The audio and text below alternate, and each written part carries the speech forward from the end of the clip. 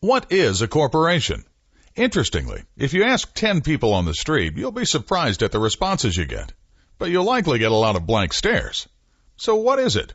At the risk of sounding illogical, a corporation is to some degree an illusion. Now, before you get all in a tizzy, let me explain. Each state declares a corporation to be a separate legal entity, like a person, albeit an unnatural one. It's like getting a license to separate the risks of a business from the business owner. But a corporation is much more than a license, and that's where it gets interesting. So, how does this work? Well, for some background, let's revisit the early 1600s. Back then, merchants wanted to travel to new lands, find new wealth, and open new doors of opportunity for trade. The problem was, if the ships didn't return with big profits, or if they didn't return at all, investors who risked a lot could lose big. So one way an investor could improve his odds for profit was to spread his investment over many opportunities. This way, any failure could be more than made up by multiple successes. Enter the rulers.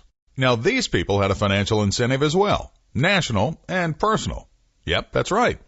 And by offering investors limited liability, they encouraged investment by sanctioning the first joint stock companies. These were legal entities having their own legal lives, and were the ancestors of the modern corporation. This development allowed many people to combine their money and share the risk. The payoffs for these ventures were often very great, and 40% dividends were not uncommon, so everyone was happy. Well, except those who didn't make it back. But come on, you can't always have a happy ending. So, today, because of the opportunity for investors to enjoy limited liability while diversifying their investments, the corporation has become the bread and butter of the American economy. Now, some think it unfair that corporations protect their shareholders from liability. But think about it. If you happen to own a sliver of stock in Microsoft and it ever went belly up, would you want its creditors knocking on your door, demanding you help pay for all company debts? I don't think so. But it is fun to ponder. Now, as a general rule in life, you are responsible for whatever you do. When you were a sole proprietor, your business was you, whether you had a DBA or not. So you were always personally at risk for all the liabilities of your business. Frankly, DBA might as well stand for death by association.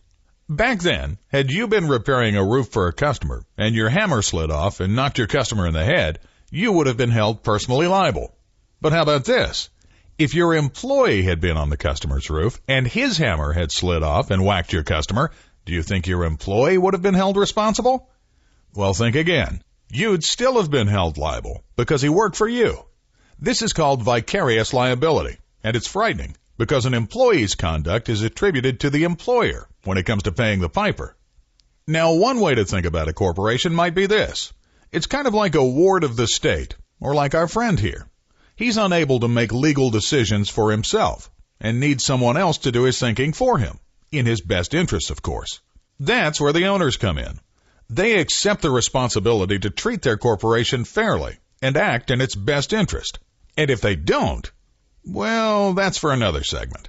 So, in summary, a corporation is a state-sanctioned business entity that allows anyone to put at risk a predetermined sum for a particular business purpose without at the same time risking their personal assets if things don't work out. And now you know the basics of what a corporation is.